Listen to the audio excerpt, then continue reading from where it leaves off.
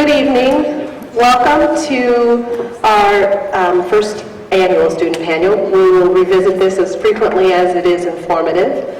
I am Myrna Forney. I am co-president of OPACC. I share that title with Shirla Tukuru. Shirla unfortunately couldn't be here tonight because her daughter is at the end of the season dinner for her sport. But we are grateful that you are all here. We want to say thank you to the students. I'm going to quickly turn the evening over to Dr. Corey Reynolds, who is the principal at Roosevelt and who has graciously agreed to moderate our panel this evening. Dr. Reynolds. Thank you, Ms. Forney. Good evening, everyone. Now, while they've stuck me back here behind this podium, I may walk around from time to time because I want you to see my suit, okay? There's the audience. Welcome, welcome. Thank you for being here. So, rather than me trying to introduce to you all of our panel members, I'm going to allow them an opportunity to introduce themselves. We will state the objective for the evening, and then we'll get right into the conversation.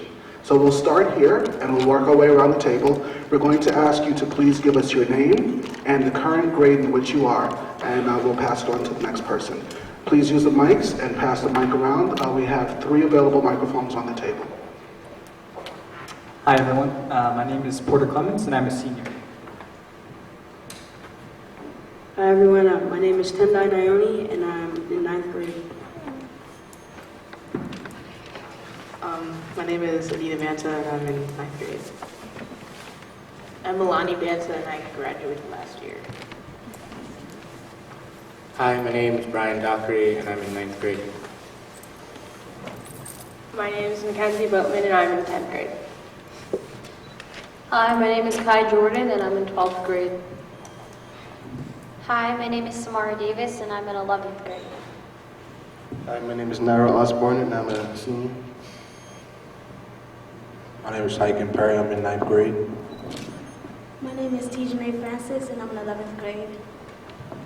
My name is Abigail Mestrich, I'm in 8th grade. Ladies and gentlemen in the audience, can we please have a round of applause for our students?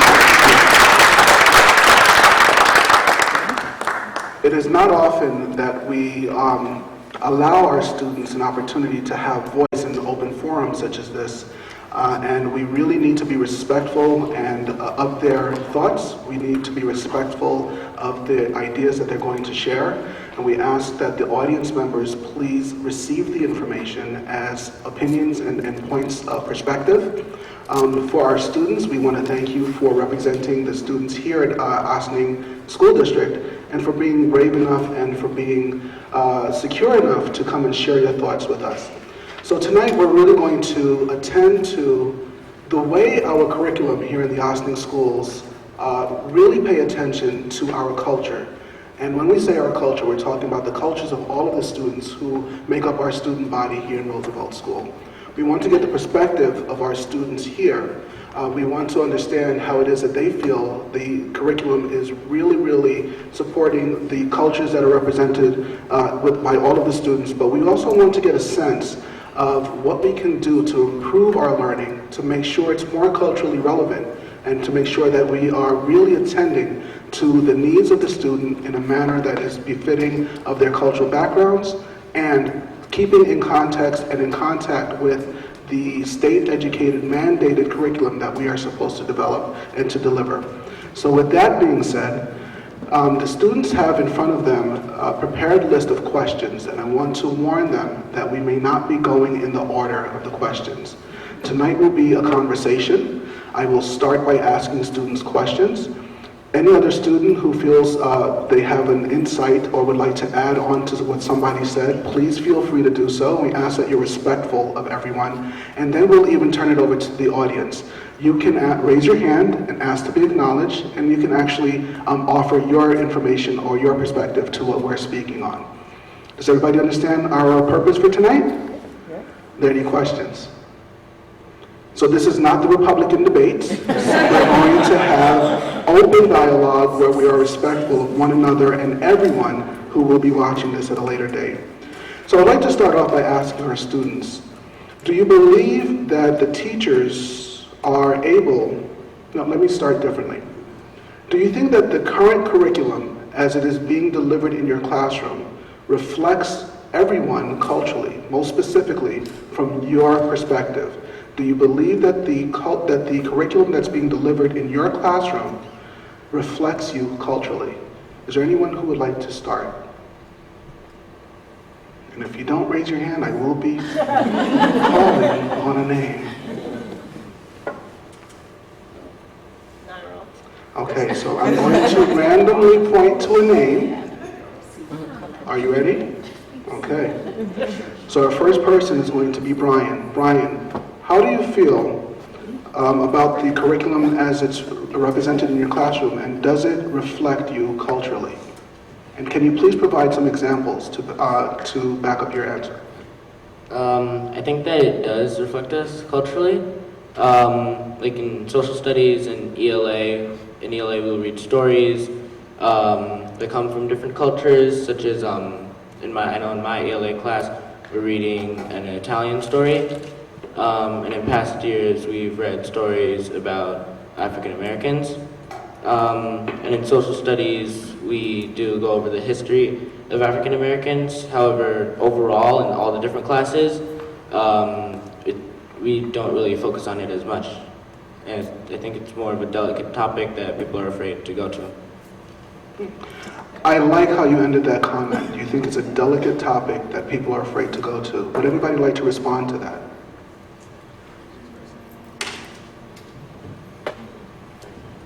Yeah, hello. I don't think it reflects us culturally, because whenever we talk about black people, it's always us being slaves and we never do anything good. Like, they never talk about the accomplishments we have, or like that everything is built off of what we did. And if we do a story in English, it might be like one poem or one story out of like 10 or 12 that we do that whole year. So I don't think so. And in art classes, we never talk about black art. It's always like Georgia O'Keeffe or Mozart or somebody like in Europe or an American person. There's no Caribbean people, there's no black Americans, there's no African art. I'm just going to piggyback on what he says, but I also agree with Brian. I think that we do touch on, it depends on the class that you're taking. Like, math is not really going to talk about cultural things. It's more English and social studies. But when it comes to, like, African American culture, it's just the main people that they always talk about, like Martin Luther King Jr. and Rosa Parks. Like, everybody knows about them. We don't know about, like, all these other people that have contributed to society.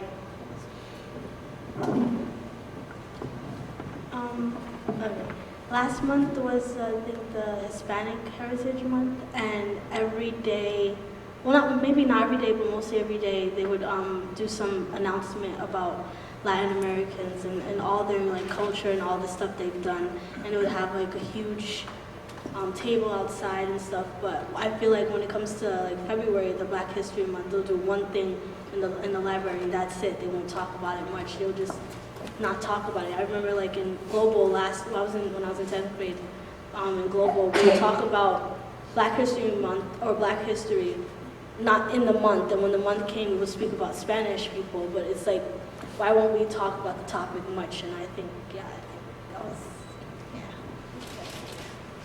I'm going to ask Abby if you wouldn't mind sharing. I think we got the perspective of the high school.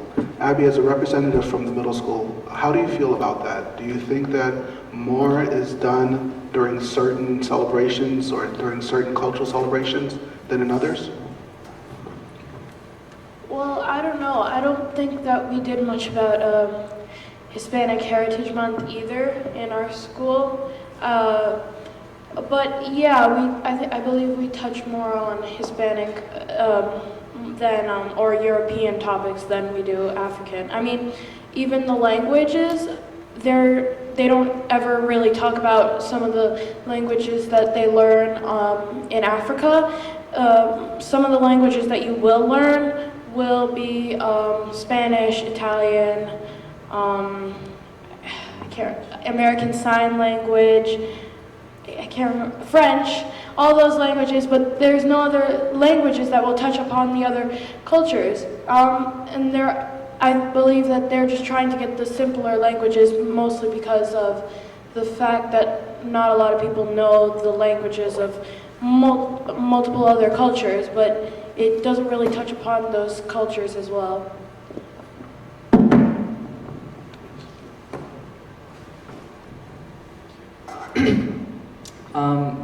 I think an effort is certainly made. I don't think it's executed very well, and I think part of the reason is that there's a very clear distinction made whenever I feel like a good example is English class. Like maybe for an example, during Black History Month, the teacher will say, okay, now we're gonna read a piece of literature by a Black author, and we think about it and we really dig deep into that for that one book, and then it ends and we go back, and I think the problem is that because we make the distinction that we're just spending a short amount of time on Black literature, the implication is that I think the default is everything else, so that the default is white literature, and I think that's kind of what's dominant in the pedagogy. So I think that it's kind of harmful because it kind of creates this environment in which the default and the expectation is kind of like the white American literature. But that's just my perspective. I kind of agree with Porter. I find that they do try to expose us to new literature, but they don't execute it properly. I find that they did try in 10th grade. We read a book called Things Fall Apart, which was based on like an African tribe, but that was just, I think, a couple of classes, and it wasn't like the entire grade that was reading it. And I find that that some people did like the book, and a lot of other people didn't like the book because it wasn't something that they'd normally read, and they thought it was very weird and something that they wouldn't like to read again. So I'm not sure if they've continued reading that book in classes, because our teacher had us vote on like if she would have other classes read it, and a lot of people said no. But that was one of the books that only focused on Black culture. The other one was last year in AP English, where we read the autobiography of Frederick Douglass. And I think that throughout high school, those were the only two books that I've read that were focused on Black culture alone. Well, it sounds to me that there's a common theme of exposure, but nothing done in depth. I think that's what I'm hearing. It may happen during certain times of the year, or it may happen in a way that's just a brief moment in time based on another culture.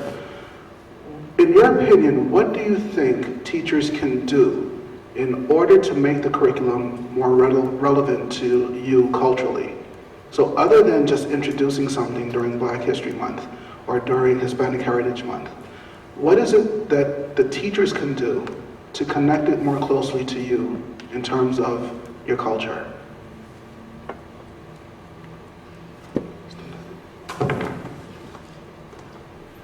I think that the teachers should show more videos in class, because I know this year only, that most of the teachers have been showing videos to us in class, because I guess a lot of the students in our class are like more engaged in watching the videos and they understand the material better. So, but mostly, like for example, in ELA class, we watched this video about a short story, but it didn't talk mostly about like Black people or anything like that. So maybe if we're discussing a topic that has to do with African Americans, we can watch videos that actually explain and show African Americans in one video. So more videos. Thank you, Tendai. So Tendai feels that we need to have more videos shown. Is there anyone else who would like to comment on how the teachers can make the curriculum more relevant to you culturally? I think maybe throughout the year we can alternate between the literature written from different heritages, and maybe we can, instead of just, and especially in English class and maybe in global or history classes, we can, throughout the year, we can learn about, like, say we learn about ancient African civilizations, we can learn more in depth about what they did and their literature and about their culture.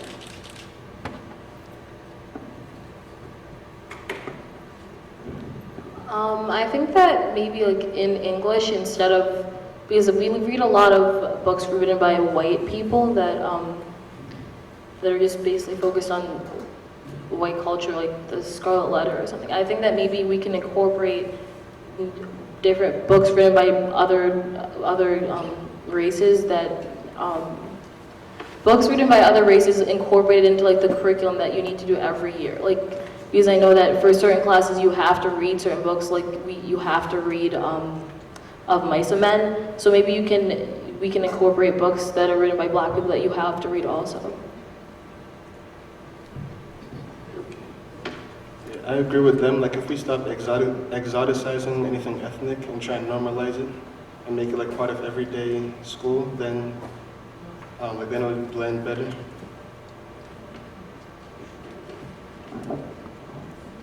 Just piggybacking off of them, instead of, like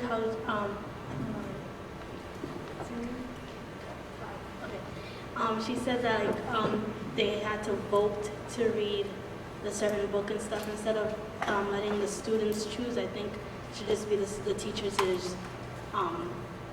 say we're going to read the book whether the kids like it or not, because we don't get the rights to vote to read Of Mice and Men or something, or any other book. So why is it that we have to have to vote to read an African American book or any other book besides that? So I think teachers should just make us read it without asking, just like how they do with other books. Point well taken. Anybody have a response to that?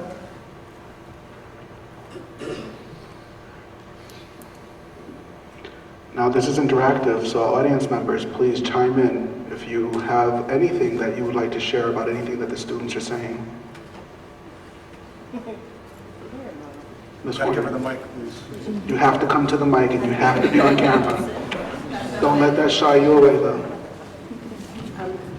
I am curious about whether or not the students have any idea of how the curriculum is constructed, and if any of the teachers have ever inquired during their process of constructing the curriculum, whether or not they've been asked to give input into what they're learning. To answer that, hope to answer that. I believe that one of my English teachers, I don't remember who it was, they mentioned that, T said that they don't get to really choose what books that they want us to read based on the core curriculum, that they are given the books and that they just have to teach it to us and whatever lesson that's involved with it. But most of the time, students don't really get a say in how the lesson is taught. So, while it's true, sorry. Wait, behind the speaker. Behind the speaker. When I get behind the speaker, it's better. Okay. While it's true that the teachers, when school starts, have been given a curriculum, particularly now that they're developing the core curriculum, there's a lot of development going on in the district. So the reason I asked the question is to let you guys know that you can empower yourselves by bringing in information, things that you feel are pertinent to the subject. And it's not necessarily the teacher in the class, but it's the director of the departments at the high school, and it is the director of the departments at the middle school. You all and your families are all able to make suggestions and comments, and your voices are really important in the process. While it won't necessarily change overnight, if you all were to voice your concerns and your families were to voice their concerns, those voices would be heard. So I just want you to understand that the curriculum in OSSING right now is being developed in a lot of the subjects, and some of them are different. So if you have concerns, we want to make sure that you continue to communicate with us. That's part of why we're having these forums, is to be able to get a collective understanding. OPACC is about making sure your voices are being heard. So we really want to know what you're thinking, so thank you. But remember that if you have concerns about the curriculum, you should voice those concerns. Not necessarily talking about English or social studies, but last year we were introduced to our capstone projects, and a lot of us spoke up about how we did not like the project and how we didn't agree with what it was doing.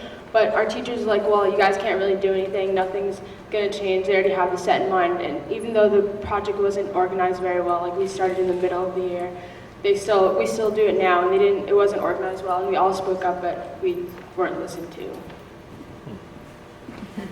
I want to ask a follow-up question just to capitalize on what we were just talking about of empowerment of students to ensure that the curriculum is changed. I'm going to go off script here. So I don't know how many of you have followed the news lately, and I can't recall the state. I want to say it was Texas. Did you see the story where in a social studies or history book, there was a depiction of slavery? And in the description, it was described as slaves being migrant workers. Did anybody see that? No. Did anybody in the audience see this story? Yes. Okay. So I'm going to give you the scenario. In this history book, which is the prescribed curriculum of this school district, they stated that slaves were migrant workers. So we know what who migrant workers are, right? The definition of a migrant worker is someone who comes to a country or to another region in order to provide services for a better life. Supposedly they're going to be paid, right, in some sort of manner. So they're going to be paid for their work. This is how slaves were described to be in this textbook. One student did the action of taking a picture of that passage via social media and sending it out. And it was because of that that the school district the state has since pulled that edition of the textbook. And now they're going to change that to depict slavery as it actually was. That was the action of one student. I'm going to ask you the question, have you ever seen anything in the curriculum which caused you to pause and say, I don't know if that's really true based on things that I've read and heard elsewhere? Has that ever occurred with you anywhere? It's okay, your teachers won't be watching. I don't think that I've ever seen that happen in any textbook or worksheet that any of our teachers have given us. And if it has, then I think the teachers have, they've seen it too and told us the correct version of it, so it doesn't stick in our minds that whatever it was, slavery wasn't as serious as it was. Please, don't let this just pertain to slavery. I'm talking about anything that you've experienced in any culture during your time here in OSSINING. Well, this is about slavery, but with, I don't know, Abraham Lincoln, all those, presidents who had slaves, but then, when we're talking about them in history class, we're supposed to thank Abraham Lincoln because he freed the slaves. But Louder, please. Louder. we're supposed to thank him because he freed the slaves, but he wasn't oh, I want to help the black people. He was just doing it it's because the South wanted to leave, and that just annoyed me in general.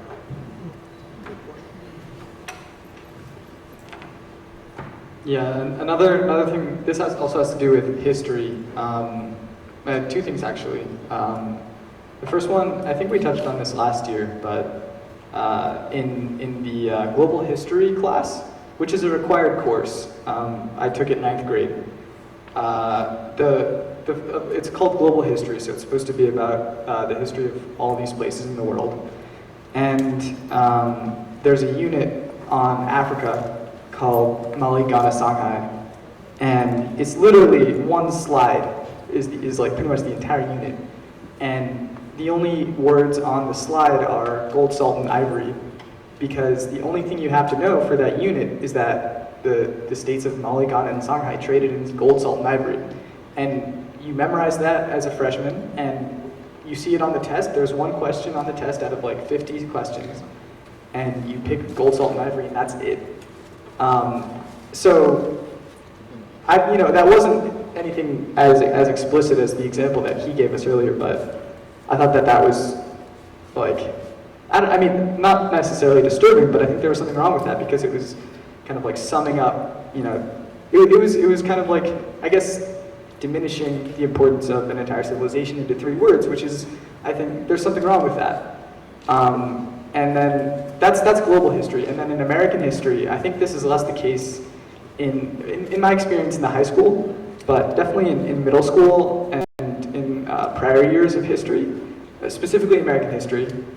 I think there's kind of like this dominant narrative of American exceptionalism, which is kind of like diminishing, you know, the faults of the country and maximizing kind of like the glories of the country.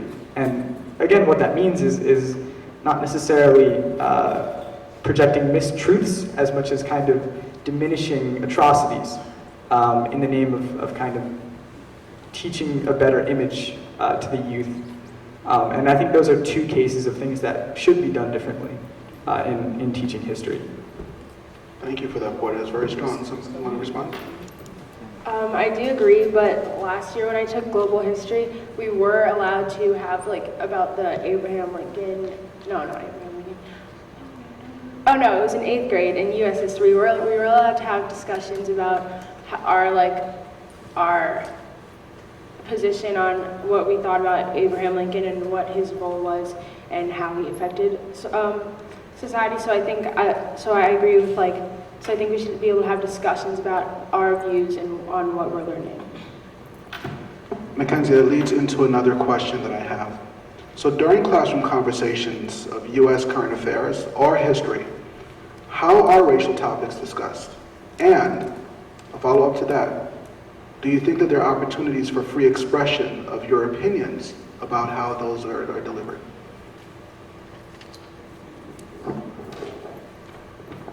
Thank you.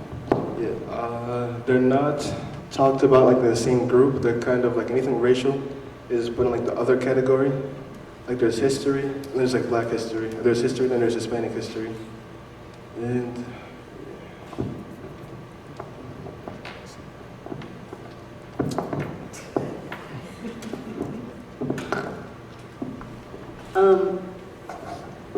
last year in 8th grade social studies class,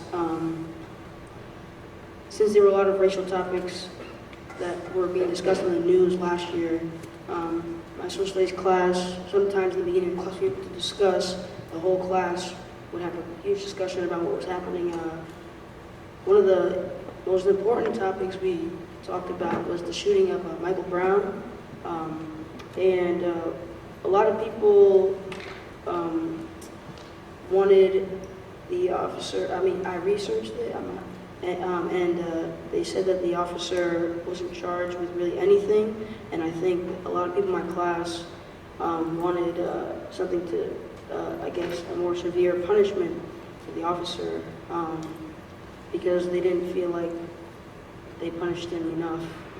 So, yeah, and also for the follow-up question, we are able to express, you know, racial